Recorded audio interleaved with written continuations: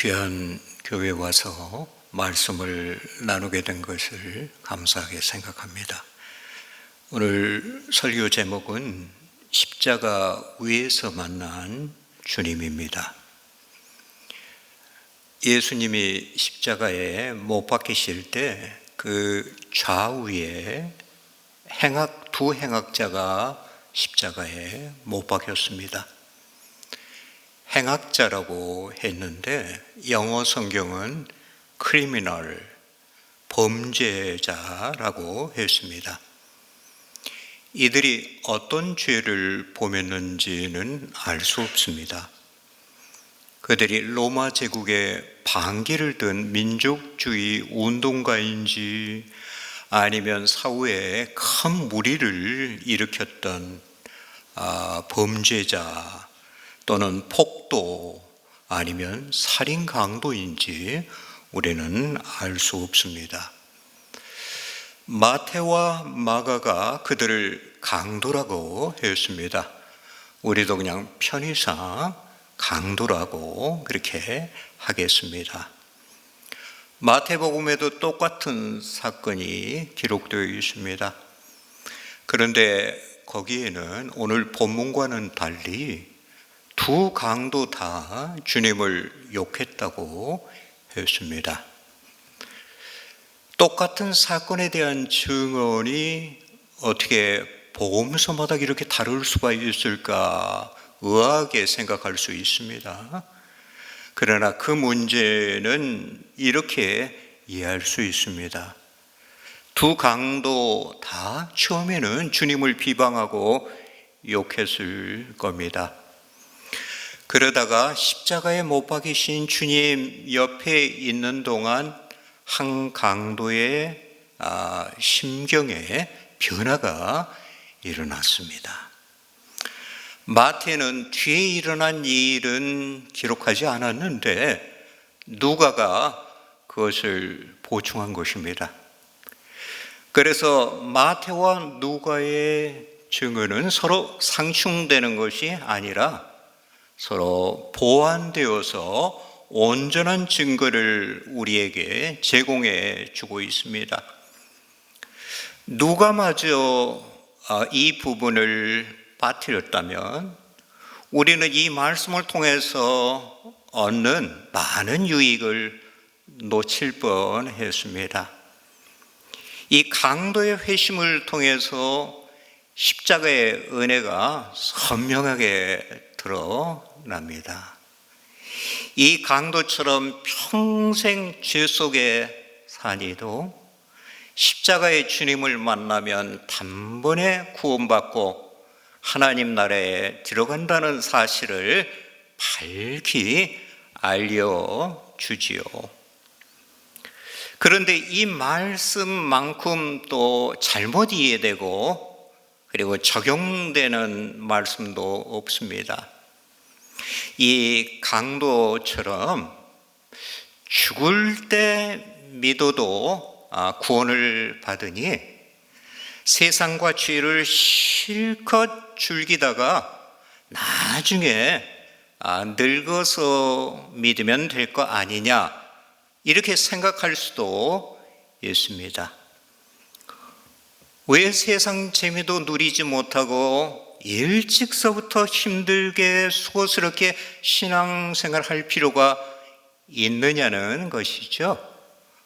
우리도 이렇게 말하지는 않지만 우리 안에도 이런 생각이 들 때가 있습니다. 어떤 사람을 보면 그런가요?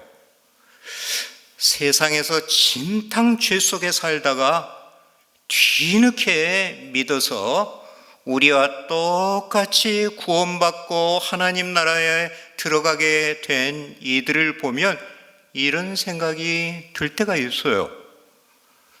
그런 사람이 또 은혜는 더 많이 받아요. 간증하고 다니는 사람들은 대부분 그런 이들이죠. 왜 나는 일찍 예수를 믿게 돼서 이렇게 손해를 보는가, 이런 미천 생각이 날 수도 있습니다. 그러나 이것은 신앙생활을 크게 오해한 것이죠. 주님을 늦게 믿을수록 그만큼 손해를 보는 것이죠. 주 안에서 풍성한 생명과 평강과 은혜를 누릴 수 있는 모든 기회를 놓치는 것이 되기 때문입니다. 조금이라도 일찍 젊어서 주님께 헌신한 사람이 탁월한 신앙인이 됩니다. 자신만이 아니라 다른 사람을 복되게 하는 사람이 되죠. 존귀하고 광대하신 하나님을 섬기기에 우리 인생은 너무도 짧습니다. 우리들에게 허락된 시간은 얼마 없습니다. 어떤 전도자가 한 대학생에게 전도를 했으면 아무리 전도를 해도 이 대학생이 믿지 않는 겁니다.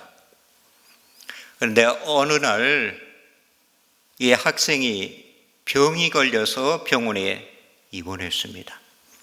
이 전도자가 그의 병실로 꽃다발을 보냈어요. 그런데 다 시든 거를 보냈어요. 그리고 안부 전화를 했습니다. 그러니까 청년이 기분이 나빠서 어떻게 이런 거를 나에게 보낼 수가 있는가, 나를 어떻게 보는가 그랬어요. 그러니 전도자가 이렇게 말을 했습니다. 이 청년이 그를 전도했을 때 그 전도자에게 항상 이런 말을 했어요. 믿으라고 하면 나이 좀 들면 믿어보지요.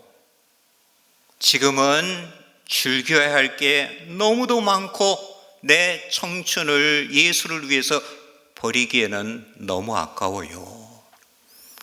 이 전도자가 그 대학생, 기분 나빠하는 대학생에게 이렇게 말을 했습니다. 당신도 이런 꽃다발 받기 원치 않죠. 하나님도 그렇답니다. 인생의 황금기, 젊음의 에너지와 열정과 시간을 다 헛된 것을 위해서 허비하고 다 시든 인생을 하나님께 드리려는 사람들이 있습니다. 그러나 하나님께서 자비가 많으셔서 그런 인생들도 받아주시죠. 그러나 우리의 최상의 때에 자신을 하나님께 드리는 일을 하나님이 존귀하게 여기시고 그를 귀하게 사용하십니다. 어떤 사람은 지금은 세상에서 즐길 것이 많고 내가 하고 싶은 일이 많아서 나중에 믿고 헌신한다고 합니다. 그런데 내가 원할 때 가서 내 마음대로 믿고 헌신할 수 있는 것도 아닙니다. 그것도 은혜로 가능한 것이죠. 그러나 은혜는 지금 바로 오늘이라는 시간에만 임합니다. 오늘 지금이라는 은혜 순간을 그냥 흘려보내면 영원히 은혜의 기회를 놓치게 되죠. 그래서 신앙생활의 가장 위험한 것이 뒤로 미루는 것입니다. 차차 하지, 내일 다음 주에 헌신하지 그러면서 죽을 때까지 미루게 되지요. 마귀의 최고의 전략은 뒤로 미루게 하는 것입니다. 그래서 지금은 은혜의 시간이라면 내일은 마귀의 시간이라는 말이 있습니다. 지금은 할 일이 많아 바쁘니 나중에 헌신하겠다고 하는데 그때가 되면 또 다른 이유가 생깁니다. 나이 들수록 헌신하기가 어렵습니다. 죄 속에 살수록 우리 마음이 어두워지고 완고해져서 하나님께 돌이키기가 어렵습니다. 이런 사람들이 죽음의 순간에 진정으로 회개하고 믿는 경우는 매우 드물지요. 또 우리가 언제 어떻게 죽을지도 모르죠. 회개하고 믿을 기회도 없이 갑자기 사고가 나서 죽을 수도 있습니다. 어떤 주석가는 이 강도는 마지막까지 은혜의 기회를 미루고 거부하다 믿은 것이 아니라 첫 번째 은혜의 기회에 믿었다고 했습니다. 이 강도의 신앙을 평가절하하는 경우가 많습니다. 그래서 그는 가장 형편없는 믿음이 아니라 오히려 가장 좋은 믿음의 본입니다. 어떤 면에서 그럴까요? 이 강도는 주님을 메시아로 믿기 가장 어려울 때 믿었습니다. 십자가의 주님을 보고 모두 내가 메시아면 내 자신을 구원하라 하고 외쳤죠. 35절에 보면 관리들이 비웃어라고 그랬죠. 이 관리들은 종교 지도자들을 뜻합니다. 내가 그리스도이면 자신도 구원할지어다. 로마 군인들도 그랬죠. 37절에 내가 만일 유대인의 왕이면 내가 너를 구원하라. 39절의 말씀을 한번 같이 읽어보겠습니다. 달린 행악자 중 하나는 비방하여 이르되 내가 그리스도가 아니냐 너와 우리를 구원하라 하되, 이 세 부류의 사람들에게 들려오는 동일한 음성은 무엇입니까? 너 자신을 구원하라 였지요. 그것은 주님이 광야에서 시험 받으실 때, 마귀에게 시험 받으셨을 때 들렸던 음성과 같습니다. 마귀가 내가 만일 하나님의 아들이면 이 돌의 명에서 떡덩어리가 되게 하라. 내가 만일 하나님의 아들이면 성전 꼭대기에서 뛰어내리라. 너를 구원하는 능력의 메시아가 되라 하는 것이죠. 이 유혹의 음성이 주님이 공사역하는 내내 주님을 따라다녔습니다. 주님은 수제자인 베드로에게도 이 음성을 들으셨습니다. 주님이 처음으로 제자들에게 자신이 예루살렘에 가서 고난받고 죽임을 받는다고 말씀하시니 베드로가 대번에 그리하지 말라고 만류했습니다. 그러자 주님이 베드로에게 사단아 내 뒤로 물러가라. 너는 나를 넘어지게 하는 자라고 했어요. 주님이 베드로가 사단이라는 말은 아니지요. 베드로의 인간적인 생각과 온정을 통해서 은밀히 속삭이는 마귀에게 하신 말이죠. 그 음성은 주님이 구약에 예언된 고난의 종으로 죽어야 한다는 주님의 의지를 뒤흔들려고 하는 유혹이었습니다. 주님이 그것을 단호히 물리치셨죠. 주님이 사역하는 내내 제자들과 군중들이 은근히 바라던 것, 그리고 주님을 부추긴 것이 큰 영광과 능력으로 사람들을 끌고 압도하는 메시아가 되라 하는 것이죠. 병을 고쳐주고 빵의 문제를 해결해주는 능력의 메시아가 되라는 것이었습니다. 자신도 구원하지 못하는 무력한 메시아가 돼서는 안 된다. 자신과 우리 모두를 구원하는 메시아가 되어야 한다 하는 무언의 음성을 계속 들으며 주님은 사역하셨습니다. 겟세마네 동산에서도 주님은 자신 안에 일어나는 이런 바람과 그리고 음성과 치열하게 싸우셨지요. 할 수만 있으면 이 잔을 내게서 옮겨달라고 하셨습니다. 주님은 십자가에서 하나님 아버지가 주시는 진노의 잔을 마시지 않고도 사람들을 구원할 길이 혹시 있는지 물으신 것입니다. 자신도 구원하고 사람들도 구원할 수 있는 메시아가 되고픈 마음이 주님께도 있었던 것이죠. 그러나 그런 방안이 아버지의 뜻 안에 없다면 아버지의 뜻대로 하겠다고 결국 순종하신 것입니다. 그런데 그 유혹의 음성이 그의 마지막 순간까지 스토커처럼 따라온 것입니다. 주님이 숨을 거두시기 직전에 이 음성이 들렸습니다. 내가 정말 그리스도이면 내 자신을 구원해 봐라. 내가 유대인의 왕이면 너를 구원해라. 그리고 또 다른 강도는 내가 그리스도가 아니냐, 너와 우리를 구원하라고 했습니다.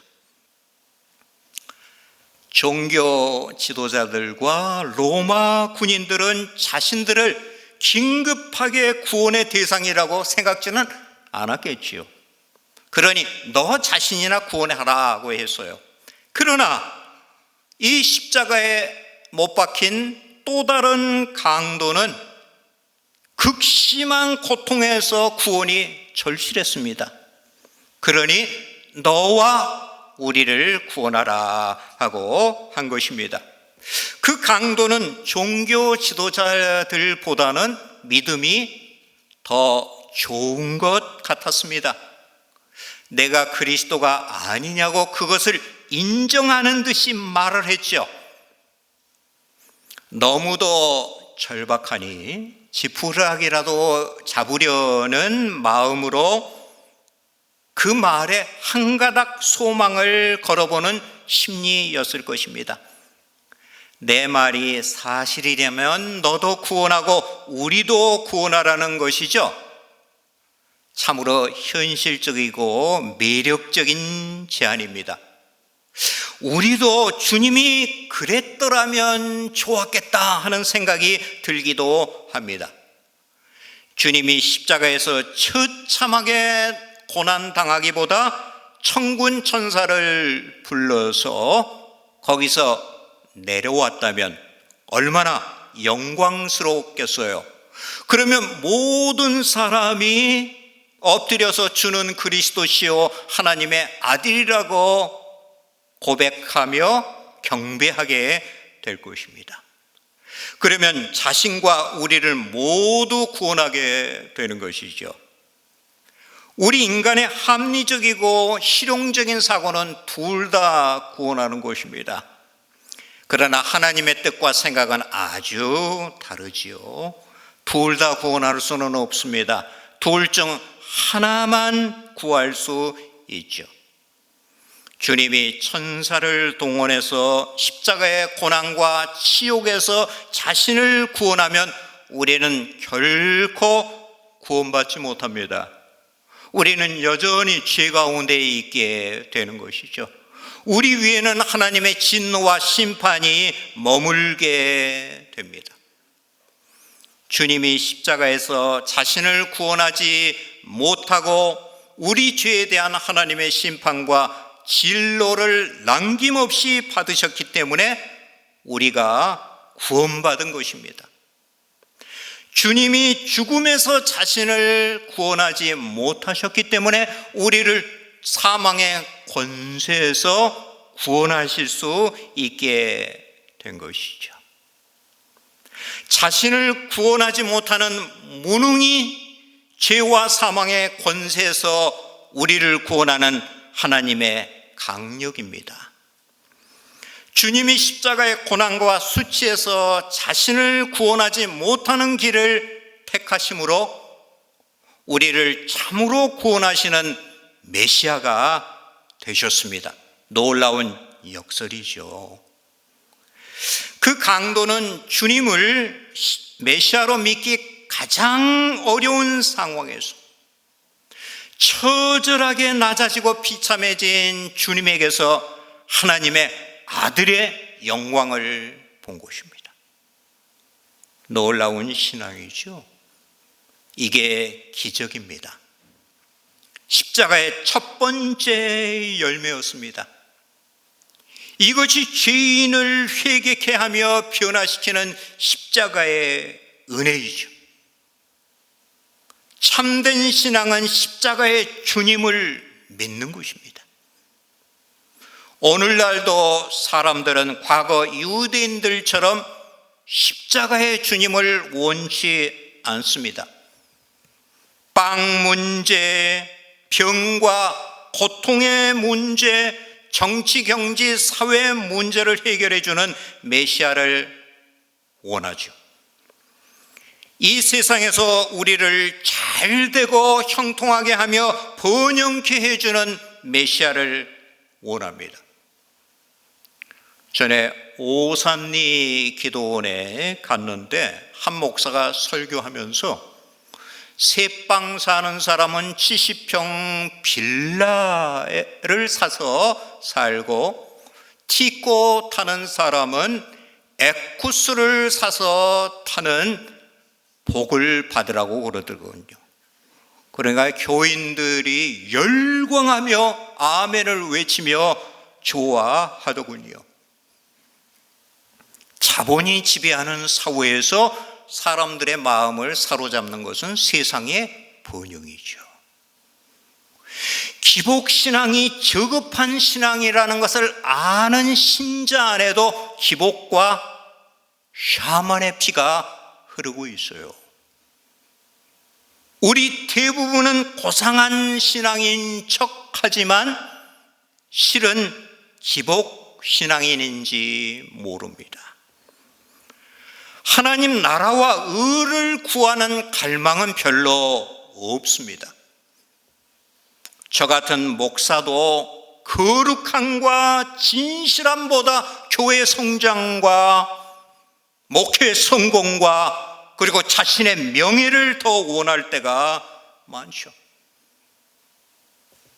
성공이라는 우상을 쫓다가 한국교회가 이 지경이 됐지요. 성공에 대한 숭배가 마귀가 가장 교모하고 은밀하게 부추기고 있는 우상 숭배입니다. 한 신학자는 기복신앙, 번영신학은 마귀적으로 왜곡된 복음이라고 했습니다.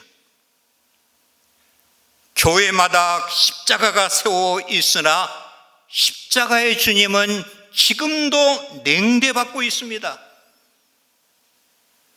사람들이 십자가의 주님을 통해서 세상의 욕심과 죄에 대해서 죽고 거룩하게 하나님을 섬기는 것에 대해서는 별 갈망이 없어요. 십자가를 세상에서 안정과 평안과 번영을 가져다 주는 부적 비슷한 것으로 이용하려고 합니다. 주님은 부활하셔서 하늘과 땅의 모든 권세를 가진 분이시지만 지금도 아주 연약한 십자가의 주님으로 우리를 찾아오십니다. 주님은 우리의 세상적인 욕심과 소원을 성취해 주시지 못하는 분입니다. 우리를 세상에서 부하고 성공하게 해주지 못하는 무력한 주님으로 우리를 찾아오십니다. 그래서 우리를 실망시키죠.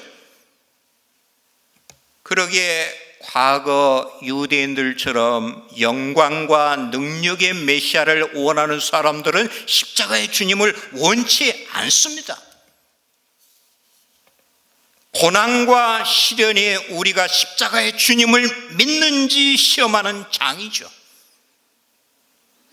세상에서 우리를 잘되게 해주시지 않아도 우리의 병과 고난의 문제를 해결해 주시지 않아도 우리를 죄에서 구원해 주시고 하나님 나라의 은혜를 주시는 십자가의 주님으로 인해서 만족하고 감사하는 것이 참된 신앙의 시금석입니다.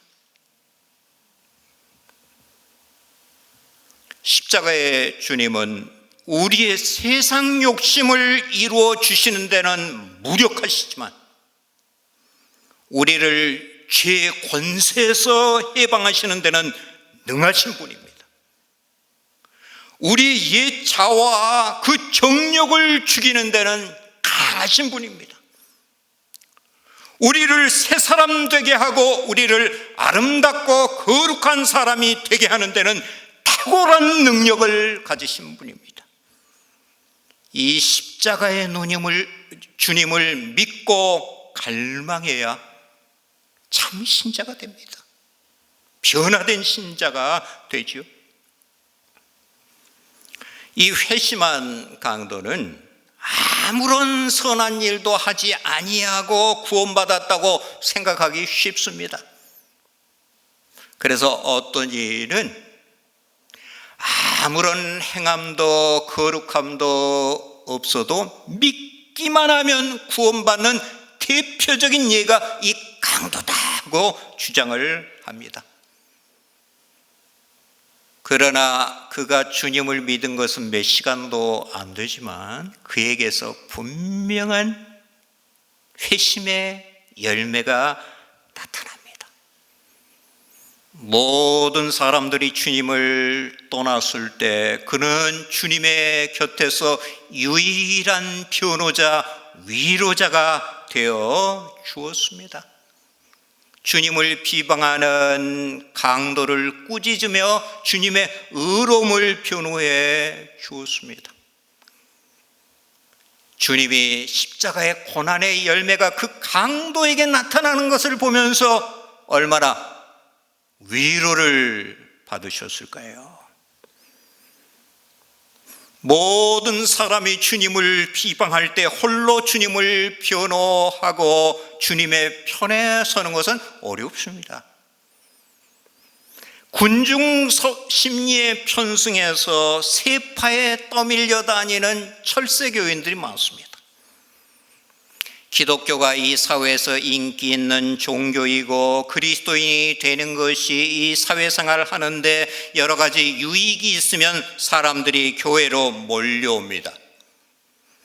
그러나 기독교가 세상에서 조롱거리가 되고 그리스도인이 되는 것이 세상에서 여러 가지 손해를 본다면 그들은 철새처럼 떠나갈 것입니다. 교인들이 많지만 정말 십자가의 주님을 따르는 교인들은 적습니다. 다른 강도는 자신을 살려달라고 아우성쳤지만 그는 미련 없이 예수님과 함께 죽고 하나님 나라에서 예수님과 함께 살기를 원했습니다. 십자가에서 극심한 고통을 받고 있는데 우리 같으면 하나님 나라고 뭐고 거기에 관심을 갖겠어요? 이 고통에서 구원받기만을 원하겠지요. 그런데 그는 그 고통에서 구원받는 것보다 그의 마음을 더 사로잡았던 것은 하나님 나라 구원이었습니다. 이 점이 그의 신앙의 놀라운 점이죠. 만약 주님을 비방한 강도가 그가 원하는 대로 십자가에서 내려가서 더 살았다면 어떻게 됐을까요? 그가 변화됐을까요? 그렇지 않죠. 그 예전에 악을 행하는 삶으로 되돌아갔을 것입니다. 그러나 회심한 강도가 만약에 십자가에 내려가서 다시 살았다면 어떻게 살았을까요? 죽었다가 산 자처럼 새로운 삶을 살았겠죠. 주님을 따르는, 주님께 헌신하는 삶을 살았겠죠. 이 강도는 모든 그리스도인의 이미지이며 모형입니다. 바울 사도가 우리 그리스도인은 예수님과 함께 못 박혔다 했을 때 아마 이 강도를 생각했을지 모릅니다.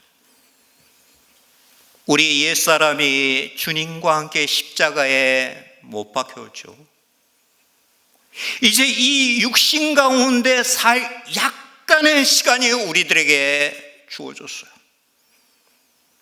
여러분, 우리가 그동안 옛사람의 정욕을 따라서 산 것으로 족하지요. 이제는 죽었다가 산 자처럼 죄에 대해서 죽고 하나님께 대해서 산 자로 살아야 합니다.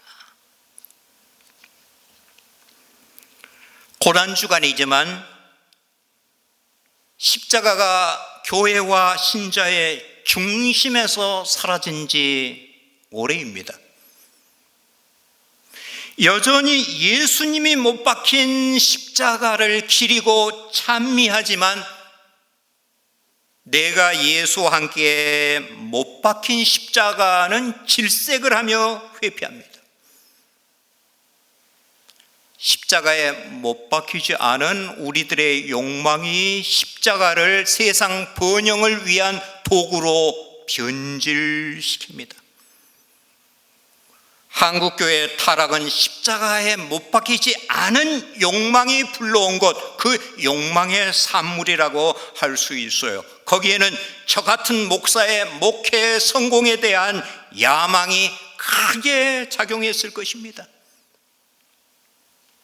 우리 교회가 그동안 이 사회를 온통 주도하는 성장 제일주의에 같이 휩쓸렸어요. 교회의 성장이 우상이 되어버렸죠. 그래서 교인 수가 목사의 계급장이라는 말이 있을 정도로 수적 성장이 목회 성공의 척도가 되었습니다. 이제는 한국교회가 급속하게 몰락해가고 있기 때문에 이런 야망이 교회에 자리 잡을 수도 없게 되었어요. 이제는 성공을 향해 남아있는 마지막 욕망과 자존심까지 십자가에 못 박혀야 목회가 정상화되고 교회 중심의 십자가가 회복되며 그 능력을 되찾게 될 것입니다. 내가 십자가에 못 박혀야 나를 새롭게 하는 십자가의 능력에 내가 사로잡히게 됩니다. 내가 살고 다른 이를 살립니다. 죽음은 반드시 생명의 열매를 맺습니다. 하늘의 미랄이 땅에 떨어져 죽으면 많은 열매를 맺는다. 생명의 절대 법칙입니다. 내가 죽으면 옆에 사람이 삽니다. 집안의 가장이 죽으면 가정이 살아요. 자녀들이 삽니다. 우리가 죽으면 교회가 살지요.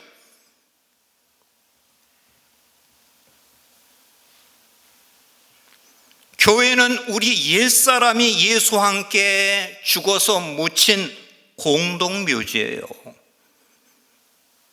그 옛사람의 고개를 들고 일었으면 큰일 나는 거예요, 교회는요.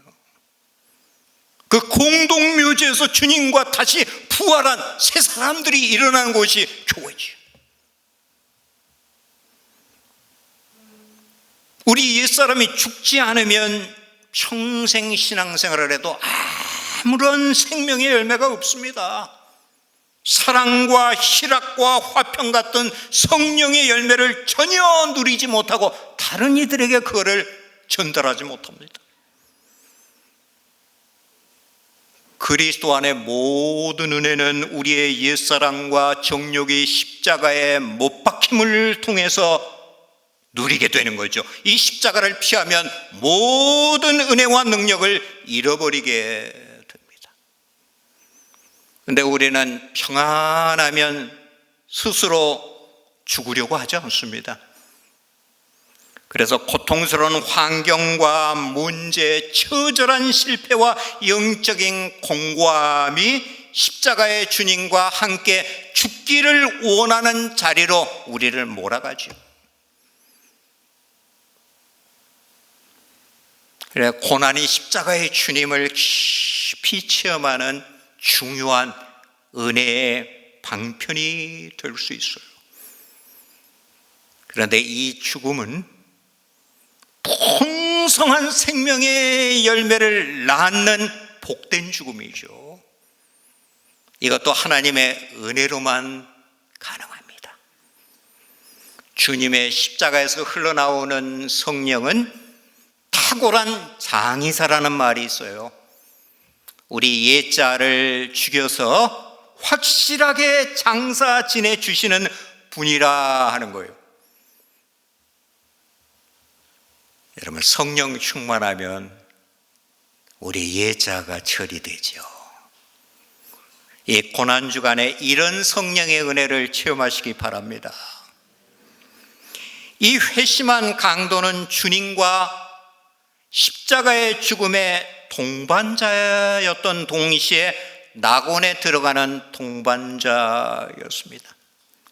마지막으로 42절과 43절 같이 읽겠습니다. 그가 이르되 예수여 당신의 나라에 임하실 때 나를 기억하소서 하니 예수께서 이르시되 내가 진실로 이르노니 오늘 내가 나와 함께 낙원에 있으리라 하시니라. 그는 이 세상에서 주님의 마지막 친구이자 낙원에서 주님의 첫 번째 친구였습니다. 예수님 좌우에 달렸던 강도는 전 인류를 대변한다고 볼 수 있죠. 한 사람은 십자가의 예수를 믿어서 하나님 나라로 들어갔고, 다른 사람은 믿지 않음으로 영원히 바깥 어두운 데 던져지게 되었습니다. 예수님의 십자가를 중심으로 모든 인간의 운명이 완전히 갈립니다. 영원한 생명과 영원한 파멸로 갈리게 되죠. 또한 십자가를 중심으로 두 종류의 삶이 나뉩니다. 주님을 비방한 강도처럼 주님과 함께 죽고 살기를 거부한 상과, 그리고 회심한 강도처럼 주님과 함께 사는 삶이죠. 여러분, 우리 인생도 예수님과 함께 못 박힌 것을 기점으로 둘로 갈립니다. 그 전에는 열매와 생명이 전혀 없는 삶이었다면 그 후에는 풍성한 생명의 열매를 맺는 삶으로 전환되지요. 이번 고난주간에 이런 변화의 은혜를 체험하시기 바랍니다. 예, 이 말씀을 기억하면서 우리가 한번 기도하십시다. 두 가지 기도 제목입니다. 세상 욕심을 이루시는 데는 무력하지만 우리를 죄의 권세에서 해방하여 우리를 아름다운 새 사람 되게 하시는 데는 능하신 십자가의 주님을 믿고 따르게 하소서. 두 번째는 우리 옛사람이 예수님과 함께 못 박힌 것이 우리의 실제 경험이 되게 하사 풍성한 생명의 열매를 맺는 이들 되게 하소서. 이 두 가지 제목으로 함께 기도